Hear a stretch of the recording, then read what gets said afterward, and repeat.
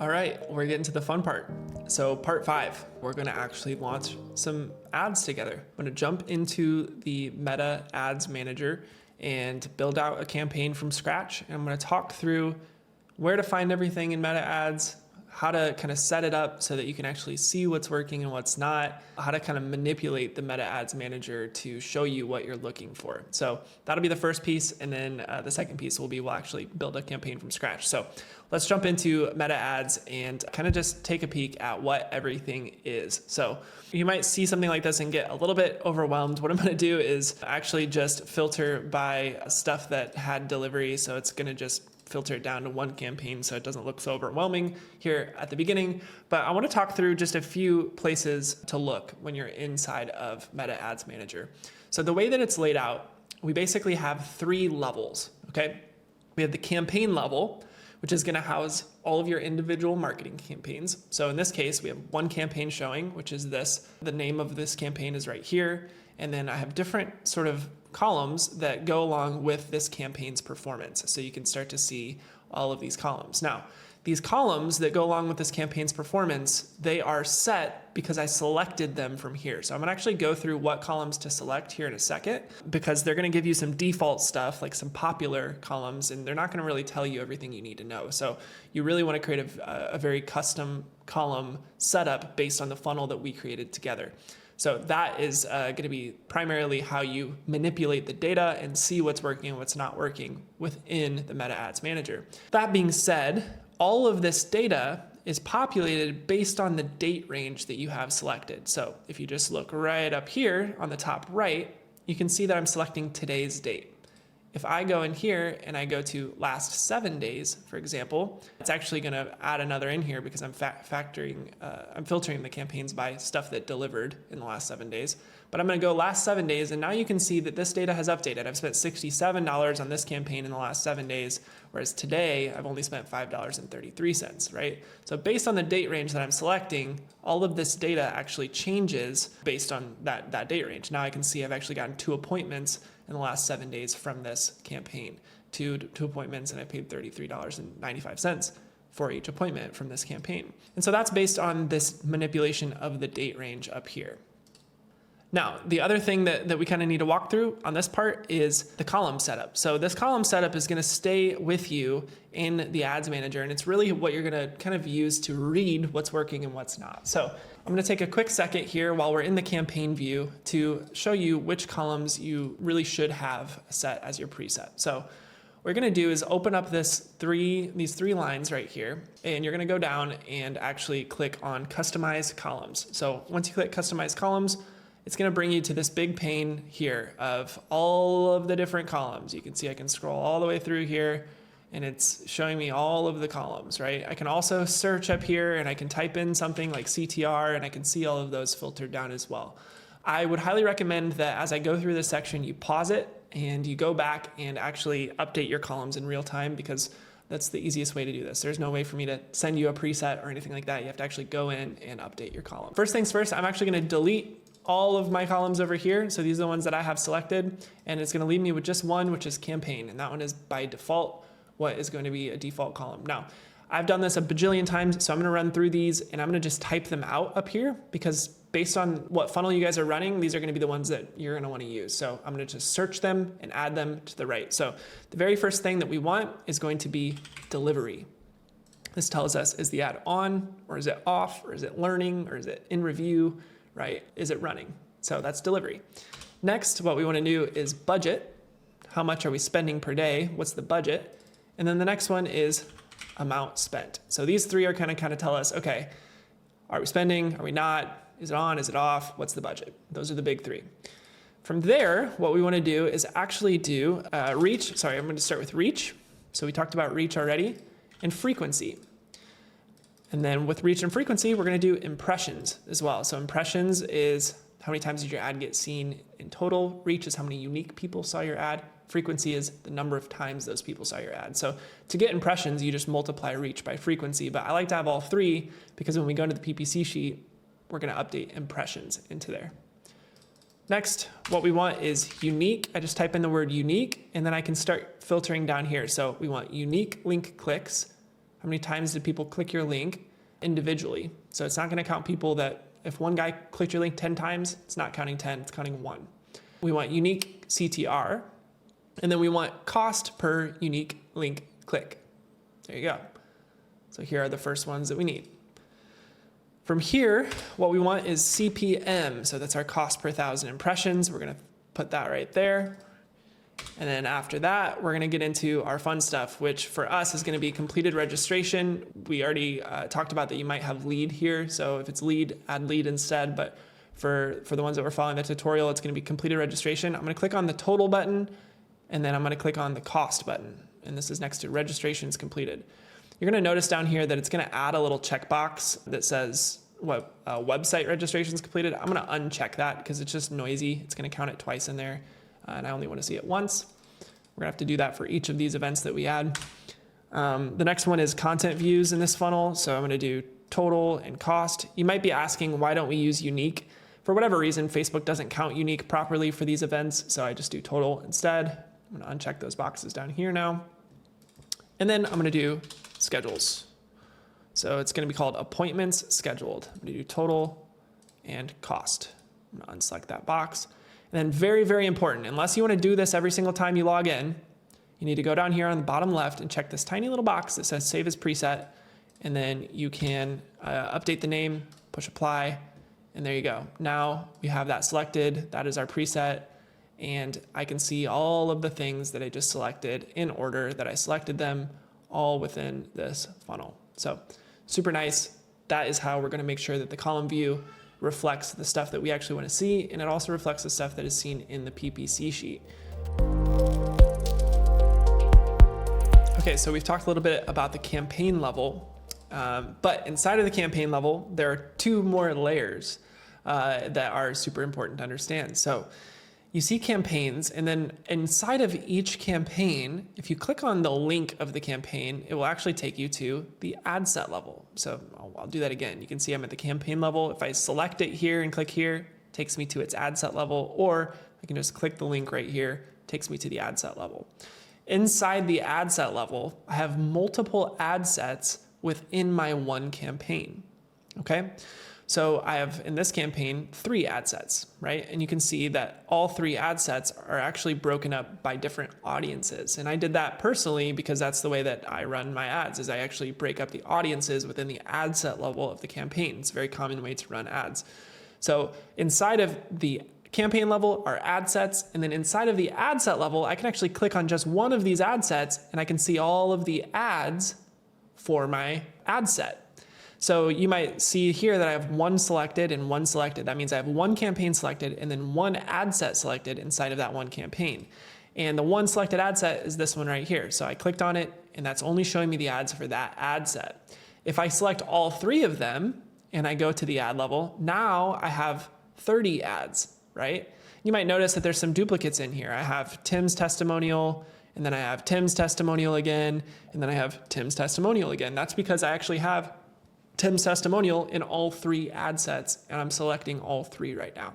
So once you kind of understand how to manipulate this and how to get to see what you want to see, you'll start to see, oh, campaign level is made up of ad sets and ad set level is made up of ads. And that's kind of the way it works. So you can think of it as as an umbrella, right? Campaign owns all of the ad sets own the ads, and all of it rolls up into the campaign. So that is kind of the structure of how Ads Manager works. When you actually go into edit these things and you click the edit pencil, you'll see it a different way. So this is the edit panel, and I'm actually editing an ad set right now because I was in the ad set level and I clicked edit on the ad set. But I can actually go back to the campaign level here too, and you can see kind of how it's laid out. So here's the campaign, here's an ad set, here are the 10 ads. Here's another ad set, here are the 10 ads. And then here's another ad set, here are the 10 ads, right? And you can start to see, okay, cool, the campaign owns all of these things. What's nice about this is I can actually select multiple things by just holding down the control button, and I can select 2 ad sets at once, for example, and I can start to see the settings for both of those ad sets. So really all the stuff I'm explaining here is stuff that you're going to have to kind of mess around with in here until you feel comfortable with it, but just know that it's campaign, ad set, and ad level. And once you kind of figure that out, it'll be a lot simpler to understand how it all works. Let's actually go through creating a campaign. I'll see you in the next video. right, so I'm actually gonna clear all my filters here and get us to the point where you can see all the campaigns that we have tested in this account. I will preface with this. You're only really gonna have to do this create thing one time. Because after you do this, the easiest way to create a new campaign once you have one is by pushing the handy dandy duplicate button. So the duplicate button, I'm just gonna show you here, will actually give us the option. I'm gonna duplicate with current settings, and then I'm gonna create a new campaign. Once I do this, it's actually gonna give me the option of just completely copying everything in the campaign, and then I can go in and actually change things without having to start from scratch, right? So that is what we're gonna do in the future. Anytime you wanna make a new campaign, is duplicate. It's just a million times easier, but because we don't have any and you guys are starting from scratch, we're gonna do create. So we're gonna push this green button, push create. The very first thing it's gonna ask you is the buying type. There is a campaign type called reach and frequency, but rather than doing that, we want to do auction. So auction is going to be bidding at auction for your ads, which is where CPMs come into play, right? How expensive are your ads? You can think of Facebook ads very similarly to billboards, right? You're going to pay a lot less for a billboard in a small town in rural Indiana than you would for a billboard on Times Square. So it's an auction. It's going to go for the highest bidder, basically. And so that's what we're talking about here when we talk about buying type. For the campaign objective, you really have two options. You have leads and sales. All of these other ones, do not touch. They're shiny objects. They will not result in sales for your business. I can promise you that. You might hear people say that you need more awareness or more reach, or you need to get in front of more eyeballs. Listen, if you're running conversion campaigns, lead or sales campaigns, you are getting the eyeballs. Trust me, you are getting in front of the right people and they are seeing you. Fun side effect of the fact that they're conversion campaigns is they're actually going to convert for your business and not just look at your posts. So I would say starting here with sales or leads is a fine way to start. I'm going to do leads just because it seems to get better cost for calls. Worth a test either way. This is a new thing that they're doing, leads and sales. It used to all just be called conversions. And so it's pretty similar to that. I am going to name my campaign. So I'm going to push this little optional panel. I'm going to name it here. And the nomenclature for you is going to be different than for me. You know, I'm kind of anal when it comes to the nomenclature. So I'm going to actually do it how I always do everything, which I'm going to put the word O, and then I'm going to say O reg. This is basically telling me, and just for my own knowledge, that I'm optimizing toward registrations in this campaign. In other words, I'm trying to get people to opt in to my funnel. I'm going to put a colon. That's how I break things up in my campaign names. And I'm going to say cold. So this would be a cold traffic campaign. And then I'm going to just say LALs. That stands for lookalikes, lookalike audiences. Again, this is all just my nomenclature. Feel free to use what you want to use, but make sure you understand what you're putting in there. And then I'm going to also put male, female, 25 to 45. That's just the demographic that we'll fictionally target in this campaign. And then the last thing that I'll put that I think is always good to know at the campaign level is what angle am I running? So I'll just say skit. We have a marketing skit that we made. I know what that means. You might not know what it means, but for you, all that matters is that you know what it means when you put it in your nomenclature.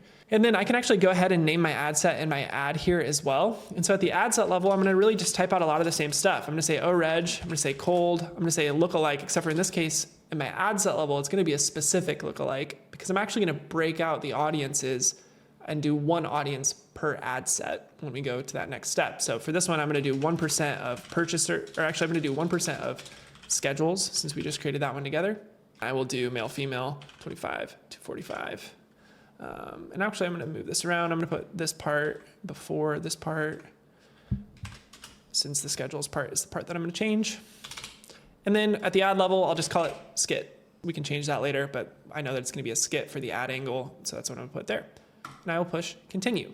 It's going to take you to this page where it's going to really try to convince you to streamline your setup. Don't do it. We're going to do manual setup. Okay, so manual setup, start from scratch. All right, here we go. So now you can see that we're hovering over the campaign level, and that is what we're editing currently. Here's our campaign name. We're not as part of a special ad category. If you run an offer that is credit-based, employment-based, or housing-based, or it's about politics or anything like that, you definitely need to say that it is, and you're going to be restricted from doing certain things. We're not one of those, so we're not going to do that. All of this stuff is good to go. We're not going to do an A/B test inside of Facebook. If you're ever going to A/B test, just do it outside of Facebook and duplicate your campaigns and do it that way. For Advantage campaign budget, I'm going to actually turn this one on. So this is basically, used to be called CBO, campaign budget optimization. Now it's called Advantage campaign budget. What this means is that you're going to set the budget at the campaign level, and then Facebook is going to allocate that as it sees fit inside of the ad sets and the ads. So I'll just set this at $100 a day. That's a good starting point typically for a book a call funnel, and I'll push next. All right, cool. So here is where the fun stuff happens. The ad set level is my favorite because we get to decide exactly who sees our ads and how they see them. So this is going to be a little bit lengthy, so bear with me. Feel free to rewind as I say things. I might move a little bit quick because there's a lot to cover here. So the very first thing that you decide at the ad set level is how do you want to optimize your ads? Well, I already put up here that I wanted to optimize toward registration, so I'll show you what that means.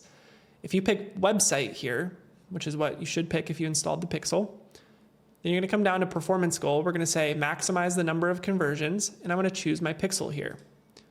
Once I choose my pixel, I now have the option to select my conversion event. Now remember how a couple modules ago I said we definitely need to add conversion snippets to our funnel, and here's the reason why. Because I can now optimize for different conversion snippets in my funnel. And what this tells Facebook is that I want to find people who are most likely to do this action. So if I'm optimizing for registration and I click complete registration, I'm now looking for people who are most likely to complete a registration in my funnel at a low cost. I can also optimize towards schedule and toward view content. I'm going to choose complete registration for now, just for the sake of example, but you might choose schedule. And, obviously if you want to get more booked calls for your business, that's a great place to start. Just note that this conversion event is not the holy grail. It's not going to always dictate what Facebook finds for your ads. Your offer, your messaging, your creative is going to do a lot of the heavy lifting, but sometimes optimizing for completed registration will actually get you cheaper calls. Sometimes optimizing for schedule will get you more expensive registrations, but will get you cheaper calls or more expensive calls, right? So you just have to test it for yourself. There is no right way to do this piece. People will try to tell you that there is. There isn't. I've run just so many ads optimizing for different things. There is no holy grail. However, optimizing towards schedule in the long run should theoretically get you cheaper calls. Although it might take you a little bit longer because that's a deep funnel activity. It takes a lot of time to get people down there. Okay, so the next step here is attribution settings. We're not going to mess with this. For a book a call funnel, I have found that this is the best way, 7-day click, 1-day view. I'm not going to touch too much on that right now. And then this next piece right here, dynamic creative. This is something that you can go either way on. And this just a toggle at the ad set level, it actually affects the ad level. If I toggle this on, then I can only have one ad inside of my ad set, but I can give that ad tons of variations to work with. In other words, I can upload up to 10 videos and images, 5 headlines, 5 body copy, 5 descriptions, and it will dynamically serve combinations of that in thousands of ways to different people at different times. So as you can imagine, it's pretty good to use dynamic creative. However, because there are thousands of variations of the ad when you use dynamic creative, you're also losing out on a lot of the social proof, the likes and comments that you might get if you don't use dynamic creative, because they collect over time on the ad post. And if there's 1,000 ad posts because you use dynamic creative, people might not be seeing that engagement. So for the sake of simplicity, I'm going to start without dynamic creative. However, it is something that does work well on Meta, especially once you have a lot of variations that work. You can put them all into one dynamic creative ad and let Facebook go to work. The budget we have set at the ad level or the campaign level, so we don't need to mess with that. We don't need to mess with the schedule. We don't need to set an end date. For audience controls, United States is what we're doing. They've limited this recently. Now you can only do based on people living in or recently in this location. So that's for US, that's great. And then for Advantage Plus audience here, you definitely want to set this. So Facebook is really taking away a lot of options. So there's still an option down here that says switch to original audience options. Highly recommend you click that. And then that's going to actually give us all of our old options. So Advantage Plus audience is basically saying like, hey, don't worry about it. We'll find the right people. And sometimes it does, but it's really taking a lot of control out of your hands on targeting. So I would say don't use Advantage Plus Audience for now until it makes you. And once it makes you, then you have no choice. But awesome. So we know we're doing a 1% lookalike. Now I have my custom audiences panel here. I'm going to click here, and I'm actually going to be able to see my 1% lookalike. So there it is, 1% schedules last 180. We created that in the audience level, and now it's populated here. You can see it says that it's very small. It's because it's still populating. Don't worry about that. If it's a 1% lookalike and it let you make it, it's going to populate. It just needs some time. I'll show you what it looks like if it is populated here. You could have one like this, and it will say, the audience size right here. But I'll go back to the other one for the sake of the example. Here is where you'll also be able to exclude people from your audience. So if I wanted to, I could exclude everyone that's booked a call with me. I could also exclude, people who have just followed my Instagram page, for example. That's an audience that I've created in the audience manager. I could exclude, let's see, leads in the last 180 days as another example. So now I'm targeting this lookalike and I'm excluding these people here. Very handy. The location we've already selected. For age, I wanted to do 25 to 45, so I'm going to just do 25 to 45. And then genders, all genders is great. And then detailed targeting, this is where you'll put in interests. Now, again, rule of thumb, we want our ad set to only have one audience in it. And the reason for that is that we want to understand if it's working or not. If I started layering in a bunch of interests on top of this lookalike audience, I'm not going to know what caused my results to work or not work. I'm just going to see it all grouped into one ad set, and it's not going to give me any idea on what's working and what's not. So I'm going to stick with just my one audience inside my one ad set. Even though I'm tempted to add more, I shouldn't. I should split it out and test them separately. And then down here for placements, this is really where your ads show. It's going to want you by default to do Advantage Plus placements. I recommend that too. It's basically going to show in all of these placements, right? So you can choose them if you want. You can get in and get real granular. The more you choose, though, the more expensive your ads get. So I would highly recommend using Advantage Plus placements, especially when starting out. And then all this other stuff down here, you really don't need to worry about too much. That can all be pretty standard. And that is the ad set level. We're going to go through and build out the ad level next. And then I'm going to show you how we can actually duplicate the ad sets and quickly change a couple audience things to give us more audiences to test for very low effort. So that'll be the next video.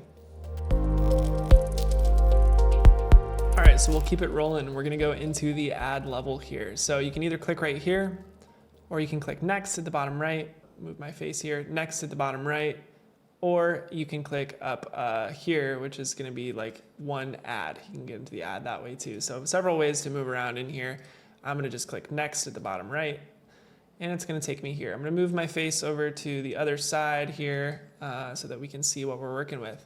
The ad name, we have skit right now. We can come back and change that at any time. It's not going to affect anything.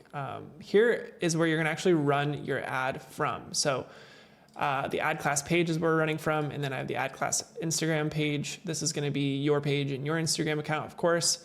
And then here, we're going to actually go in and create an ad. Now, one thing about this is that you can use existing posts as ads. I don't recommend doing that because usually your organic posts are not meant to be ads, but one cool thing that you can do is create an ad, and then later on, you can use that ad post and actually run that unique ad in a different ad set by clicking use existing post here and selecting the post. So you can actually go back and find different ad posts in here. And what that will allow you to do is use social proof. So if you have a really good ad post that you liked in here, you can go through, find it, and use that as an existing post. So they're all going to be in here. That's something that you can definitely do if you want to keep social proof. However, for the first time, we're going to use create ad. That's going to give us a brand new ad. So I'm going to open up this preview over here, and as we add things to it, it's going to show us what the ad will look like as we make it. So for the format, you have single image or video, which is what I would recommend to start with. You have carousel, which we talked a little bit about, which is going to be multiple scrollable images or videos. And then collection, which is going to be more so for e-commerce. So we'll start with single image or video. I'm actually going to uncheck multi-advertiser ads. It's just an extra feature that you really don't need if you're not e-com, in my opinion. Okay, and we're coming down to add creative. So this is where all the fun stuff happens. First off, I know I want to use the skit video, so this is where I'm gonna actually upload that. You can do your image or your video right here. I've already uploaded my skit, it's right here. If I hadn't uploaded it yet, I would just click the upload button, find it in your file manager and upload it. But since I already have it, I'm gonna just select it there and click next. Now it's gonna show me a little editor panel, so I can actually trim the skit if I want to. I've got it all laid out here, so I don't feel the need to trim this because it's the full video. And then here is where it's gonna actually ask you to crop this video. So this is really important. I would say that if you're going to run a video ad, you wanna give it as many different formats as you can. So we talked about the selfie style. Usually if you're gonna shoot a selfie style, you also wanna make it so that you can edit it at least in 1x1, which is square, right? So you're gonna have the tall version and you're gonna have the square version. And so if you do that, it's really nice because you can actually place your video in multiple places. So you can see right here, it's not gonna show up in certain placements because it will have to get automatically cropped to do so, right? So what you can actually do is you can replace the ad video in certain placements. So for stories and reels, as an example, if I had a tall version of this reel, I could actually select it instead. Let's just say that this was a tall version of the reel. And you can see that that is what's gonna serve instead in that placement. This is super, super important because it's gonna allow you to get your video in multiple formats. So if you're editing the video, make it so that you can edit it in multiple formats, specifically 9x16, 1x1, and 16x9. If it's not you editing the video, then ask your editor to do that. Then you click next, and it's gonna start showing us some options. It wants to know if it can do some standard enhancements. I usually turn this off because it's actually gonna change your intended look for the video a little bit. All right, cool, so I push done. Now we have all of this stuff over here. I can actually see what it's gonna look like in different feeds. So you can see I put that other video in my stories feeds here. So it's actually gonna show this ad in these stories feeds for the sake of example. Typically, I would say we want another edit of this skit ad that's just 9x16 to show in these feeds if we had the ability to do that. All right, then we're gonna come down here to the primary text. This is where the actual ad copy is gonna go. So you're gonna paste in your ad copy based on the framework that we used in the last ad. So your ad copy is going to go here. And then you can see if we go up and preview a placement that will have ad copy, will look just like that. Your ad copy is gonna go here. This can be quite long. You can actually make this very, very long. And I would suggest that for a lot of you, long form copy is gonna work really well. Based on the format that I showed you in the last module on the copywriting. Don't just copy and paste your exact video script, right, that you use to record, but definitely make a version of it that's just text friendly and paste this here for your primary text. Doesn't matter if it's long, just keep in mind that only the first 3 lines, typically 3 lines will show up here. If I keep typing and I go down here to like line 6, you see that the see more button shows up. And then you have to click that to view it. So this is above the fold. This is the hook. This is the stuff that really matters. It's the stuff that shows up above that video. You can add multiple text options if you want. I would recommend if you're not doing dynamic creative, just keep one because you want to know what's working and what's not. Your headline goes here. And for Facebook ads, that's down here. You can see the headline goes below the video. And then description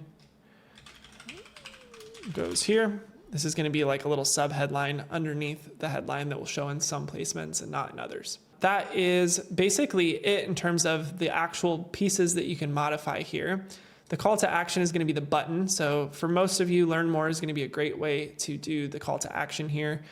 You can definitely do other ones like subscribe or apply now or whatever it is. That's going to change this button.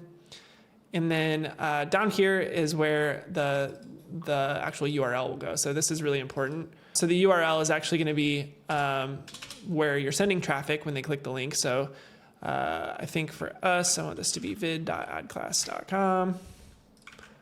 So I'm going to just paste that right there. And then you can actually change the way that looks too. So you could just say adclass.com as an example, since it's in the root URL, and that's gonna change what that looks like right above the headline, which is nice. No, we don't wanna set up a call button unless you wanna get spammed with phone calls all day. And then we're gonna come down here and this is gonna be kind of the nitty gritty tracking stuff. We just wanna make sure that our pixel is attached here. If you're doing some sort of third-party tracking, this is where you'll put in your tracking script for the ad. And that is really it. That's how you build out the ad at the ad level. It's quite simple. They make it easy. And now that I have that, I can go back to the ad set level, and my ad set now owns a fully built out ad. So what's beautiful about that is if I want to test more than one audience inside of this campaign, I can actually just click these 3 dots, click duplicate, and now I have 2 versions of exactly what I just built. But this time I can actually change my audience. So instead of 1% schedules, what if we did 1% of the AdClass export, right, that we did earlier? And I came down here and I changed my 1% lookalike from being 1% schedules, and I can make that 1% AdClass export. And there you go. I'm not gonna push the publish button. I'm gonna actually just X out of this panel, and it's still gonna save everything, and I can just see it in a cleaner way. So here you go. So here's my new campaign that we just created together. Here are my ad sets that we just created together, and inside the ad sets, my ad, right? So you can see there's a skit in that one, there's a skit in this one. If I select both of them, there's gonna be 2 versions of the skit that we built out together.